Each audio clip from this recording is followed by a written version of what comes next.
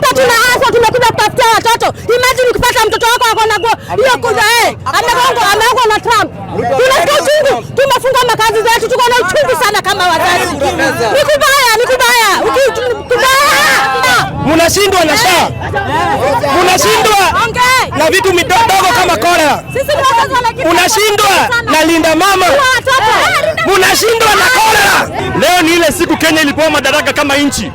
Tukapata madaraka kwa independence. Ikuaje United States wanakuja kutukontrolia nchi yetu? Sisi tumekataa Ebola na tumekataa mambo haya. Hakuna quarantine katika Laikipia. Lakini sisi wakana wa Laikipia tunauliza aje? Viongozi wa Kionjori yako wapi? Kionjori yako wapi? Hadi sisi hatutaki mambo ya Ebola Laikipia.